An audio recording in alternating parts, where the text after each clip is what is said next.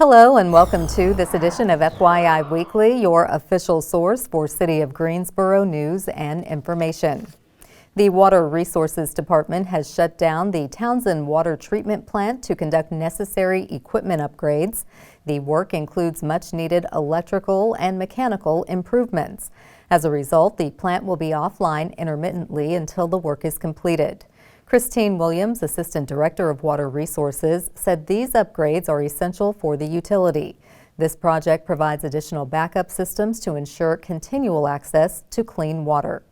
While the upgrades are in progress, residents may occasionally notice a slight tint to the water due to changes in the direction and amount of water being sent through the city's distribution system.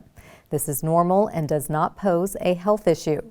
The work associated with the treatment plant upgrades will continue through mid-April. Upon completion, the Townsend Water Treatment Plant will be fully operational and capable of remaining online full-time. Even though there is no health concern, residents can request Water Resources staff to flush nearby lines to clear any visible discoloration. To request this service, please call the 24/7 dispatcher at 336-373-2033. The Planning Department's 4th annual GSO 2040 Comprehensive Plan Implementation Review is now available online. The review looks at the city's progress toward reaching growth goals, highlighting newly adopted and in-process plans. These include Phase 2 of the Randleman Road Corridor Plan, the South Greensboro Plan, among others.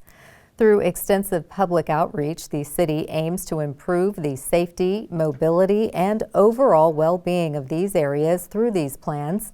The year-end review tracks GSO 2040's progress and evaluates broad land use trends. For example, the city is receiving a high number of annexation requests. These tend to be larger in size than rezonings inside city limits. There is a trend toward rezoning to single-family detached, mixed with other housing types, rather than just single-family detached housing. Rezoning to industrial uses remains strong, with a higher number to light industrial use. Residents can learn more about GSO 2040's implementation and the plan as a whole by visiting the city's website. Sign up to receive the latest report on the plan's implementation. Go to e-Notify on the city's website and select GSO 2040 in the news section. The city's Commission on the Status of Women will host a panel discussion featuring 3 former Ruth Wicker Award recipients. The event will take place at the Barber Park Event Center beginning at 5 p.m. on Thursday, March 13th. The program is the latest in the Commission's Leadership Through Service series. Commission Chair Pamela McAdoo Rogers will facilitate the conversation. The panel will consist of the following phenomenal women: Creative Management Source Chief Executive Officer Erica Hendricks, Chief District Court Judge Teresa Vincent, and Greensboro City Council Member Dr. Goldie Wells. The women will discuss their respective professional journeys and tips for a successful career, which includes winning the Ruth Wicker Award in 2023. Hendricks serves adults with mental illness and intellectual and developmental differences. Judge Vincent is Guilford County's first Black woman to serve as Chief District Court Judge, and Dr. Wells has served as the District 2 City Council Representative since 2017. Created through a donation from the estate of Ruth Wicker, the Tribute to Women was established in 2019 to honor the contributions and achievements of Greensboro women. Barber Park Event Center is located at 1502 Barber Park Drive. Cone Health has partnered with the city to share a series of brief and informative videos designed to inspire you to make better choices when it comes to healthy living. Following these tips is an easy way to help each of us improve our quality of life. Let's take a moment to check out today's news for your health.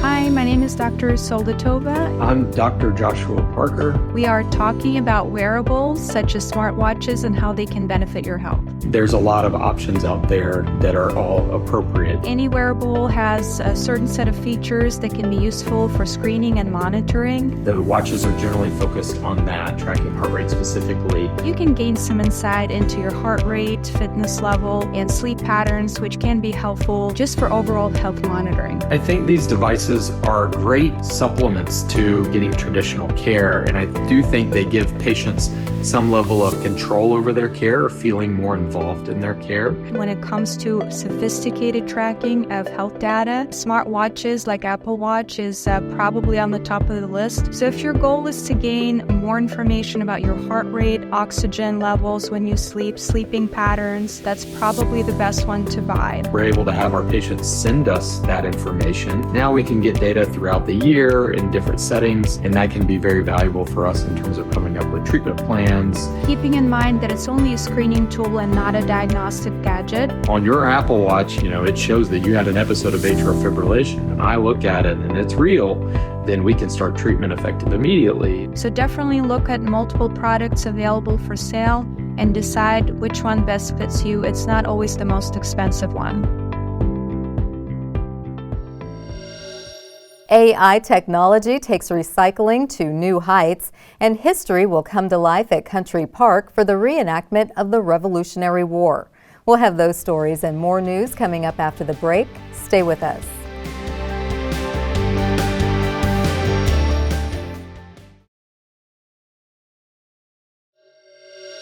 Welcome back to FYI Weekly. A new pilot program featuring smart camera technology on city recycling trucks provides Greensboro residents with personalized recycling feedback. This initiative is funded through a community waste reduction and recycling grant from the North Carolina Department of Environmental Quality. These smart cameras installed on 3 recycling trucks use visual recognition software and GPS to detect non-recyclable items in curbside bins.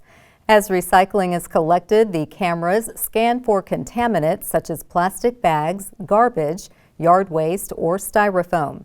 If a contaminant is detected, a photo is taken inside the truck's hopper highlighting the non-recyclable item. A personalized postcard is sent to the resident with educational information about proper recycling practices. This technology enhances Greensboro's existing recycling contamination tagging program by automating the process. There are no fines or fees associated with the program, but repeat contamination may result in removal of the recycling cart. Beginning this month, residents can expect to receive contamination postcards in their mailbox. To learn more about proper recycling practices, download the GSO Collects app or visit the city's website. The City of Greensboro and the National Park Service will host a reenactment of the Revolutionary War Battle of Guilford Courthouse and other living history programs. This free living history experience will happen at Country Park and the Guilford Courthouse National Military Park. Visitors can observe artillery demonstrations, performances by the Carolina Colonial Dancers, and interactive programs on colonial music, medicine, and Revolutionary War pensions. Battle of Guilford Courthouse reenactment at Country Park will take place at 2 p.m. on Saturday, March 15th and Sunday, March 16th. Event parking will be open at JC Park, located at 3802 JC Park Drive. Reenactors will set up military encampments depicting the lives of the 18th century Revolutionary War soldiers. Vendors will also be on hand selling food and drinks for purchase at the battlefield. Outdoor programs are subject to cancellation in the event of inclement weather. Due to the noise of the cannons and musket fire, dogs are not permitted on the battlefield. For more information, visit the National Park Service online. The city's International Advisory Committee is preparing for the leadership team elections taking place in April. Greensboro's immigrant and refugee communities select leaders to guide the committee's work. Applicants must be at least 18 years old to run for one of 4 seats: chair, vice chair, secretary, or executive member. Candidates must attend the one-day International Leadership Academy prior to the election. Applicants who meet the listed requirements will advance to the election on Sunday, April 27th. Voting is open from 12 p.m. to 8 p.m. at the Barber Park Event Center. Established in 2008, the IAC works to create a more inclusive Greensboro for members of the international community. Comprised of individuals whose national origin lies outside of the United States, the committee promotes the perspective of the city's international community to the Human Rights Commission and Greensboro City Council. For more information about the International Advisory Committee, visit the city's website. The Greensboro Public Library promotes the motto, "Libraries Transform Lives." Coming up after the break, we'll spotlight a special week for libraries coming up in April. Stay with us.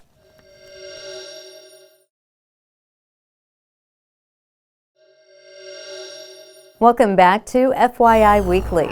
National Library Week is dedicated to highlighting the role libraries, librarians, and library workers play in transforming lives and strengthening our communities.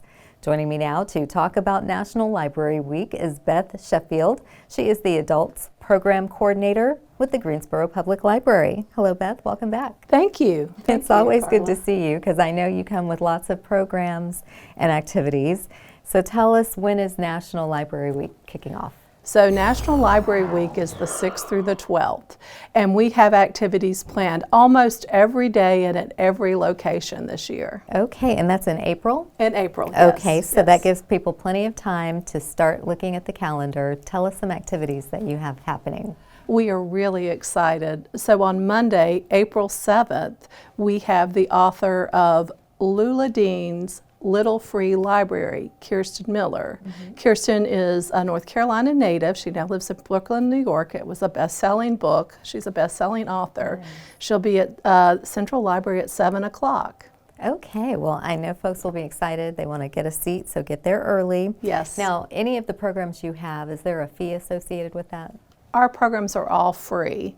And like I said, we have some programs every day of the week. We even have them out in Bicentennial Park. Miss Brandon will be doing a story time on Tuesday out in Bicentennial Park, and we have a program for a celebration of autism at the end of the week at the Glen McNary branch. Okay. And like I said, all of our programs are free and open to the public. And as with everything the library does, you're thinking of all folks throughout the community. Yes. So I like how you have things for kids, you have things for teens, you have things for adults, and then, as you just mentioned, our autism community. So aside from checking out books, what else does the Greensboro Public Library have to offer? Well, as you know, Carla, the library offers so many things. We have ebooks and audiobooks through the Libby app that you can do. People are unaware still to this day that we have free movies you can download with Canopy. You can download up to 5 movies. If you're working on your job and career, we have free resources at the Central Library, and you can book time with someone to work on your resume, and we also have workshops to that effect. And genealogy, if people are interested in genealogy. And I think one of our most interesting services that's available at all of our branches is our tech navigation. If you have a cell phone and you want to learn how to use it better, or an iPad, you can sit down and get a half hour of one-on-one tutorial on how to use the device. Okay, well, going back to genealogy, we see commercials all the time for the Ancestry.com or something like that. How does it work through the library? So it's app you can use, and if you come into the buildings, into any of our 8 locations, you can use Ancestry.com for free. Oh. It's a free service provided with your library card. Okay, that's a little known secret. Yes. You've just let it out. Okay, well, thank you for that tidbit and the whole litany, and I'm sure there are other things. We could spend all day talking about how wonderful Greensboro Public Library services are, and free and available to our residents, so we want them to take advantage. Now, going back to National Library Week, how can the community get more information and get connected? At our website, www.greensborolibrary.org, Or they can go onto Facebook or Instagram. We have posts there, and we're real excited about it. Okay, well, thank you, Beth. You've teed us up for April. We know it's going to be a great National Library Week, and we want you to come back and share some of these other programs you just mentioned. Thank you. Thank you.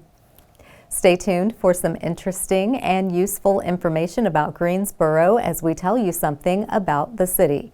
That segment is coming up after the break. Stay with us.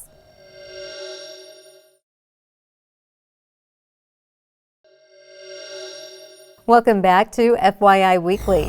One way to stay informed about decisions that impact you and our city is by attending or tuning in to City Council meetings at 5:30 p.m. on the first and third Tuesday of the month. The fourth Tuesday is reserved for a meeting as needed. These City Council meetings take place in the Katie Dorset Council Chamber on Level 2 of the Melvin Municipal Office Building, located at 300 West Washington Street. The public is allowed in person, but only in a limited capacity. Those who choose not to be in the building can participate virtually. The Greensboro City Council meetings are broadcast right here on GTN. The meetings are also streamed live on the city's website and on Cablecast. To review the council meeting schedule and agendas, please visit the city's website. Here's an opportunity to learn a little something about the city.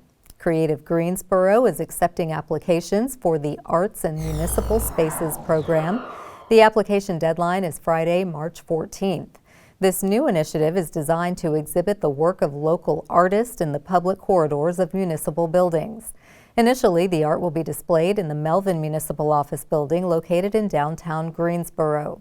These selected artists will receive a $200 honorarium, and their work will be displayed for 12 months. Art in Municipal Spaces will celebrate the rich cultural diversity of local creatives and feature artwork from emerging, mid-career, and/or seasoned professional artists.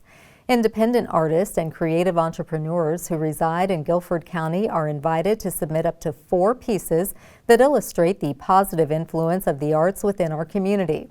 A panel made up of city staff will review all eligible submissions and select the artists. Those chosen for the program will be notified in April. For more information and to apply for Art in Municipal Spaces, visit the city's website. Coming up after the break, we'll showcase our department spotlight, but first, prepare to mark your calendars for the places to go and things to do on the town. I'm Dave, and here are some special events happening this week on the town. Critically acclaimed comedian Cat Williams brings the Heaven on Earth tour to the First Horizon Coliseum March 14th. One of the world's top entertainers, Williams is known for his unique style that combines articulate and sharp dialogue rooted in conversations that reflect America's political landscape. Find tickets and learn more at gsocomplex.com. The annual Battle of Guilford Courthouse reenactment is March 15th and 16th at Country Park. See artillery demonstrations, learn about colonial life, and discover this battle's important place in the American Revolution. Parking is available for this free activity in the J.C. Park parking lot. Visit greensboro-nc.gov for more information. Country music's Aaron Lewis and the Stateliners play Piedmont Hall March 15th. Lewis enjoyed early career success with the rock band Stained, but has moved into the country genre, and his Town Line album reached the top spot on the Billboard Country Album list. Find tickets and more information at gsocomplex.com. Indie rock and folk performer Gregory Alan Isaacoff joins the Greensboro Symphony Orchestra March 16th for a special night of music. The Grammy Award nominee has been called a genius with his ability to convey both urgency and grandeur at the same time. Find tickets online at tangercenter.com. Stay tuned to FYI Weekly for more happenings on the town.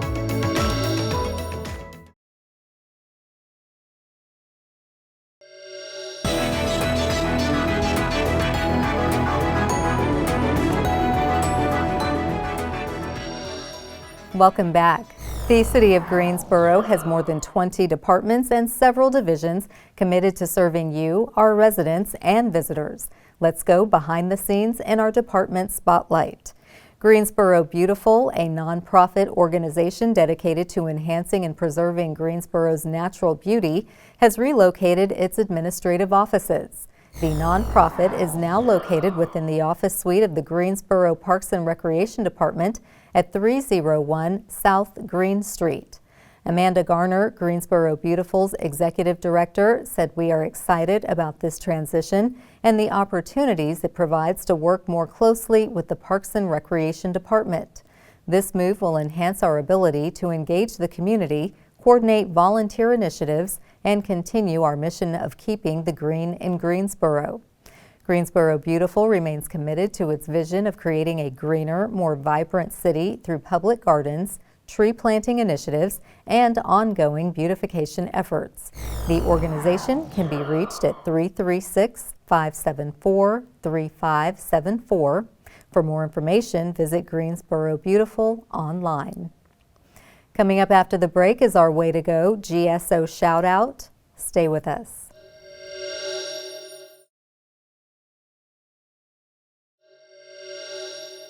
As we draw to a close, we always want to end on a positive note with our Way to Go GSO shout out. This week's shout out goes to the Community Safety Department. Communities across the country gathered on March 6th to draw awareness to the nationwide opioid epidemic. In Greensboro, the memorial took place at LeBauer Park. Attendees received black balloons to honor the memory of lost loved ones. The balloons were not released at the event. This event was coordinated by Mary Hauser, who manages the city's Law Enforcement Assisted Diversion team. That concludes this edition of FYI Weekly, but you can easily stay connected to the latest city news by linking to us on Facebook, Twitter, YouTube, and Instagram. Alexa users can subscribe to our 5-minute flash briefings, which airs on 90.1 FM, 100.7 FM, and 90.5 FM. Be sure to download both weekly podcasts, Talk City Greensboro and Talk City in Espanol, plus GTN is streaming on Cablecast. For all of us here at the City of Greensboro, thanks for watching, and we'll see you next time.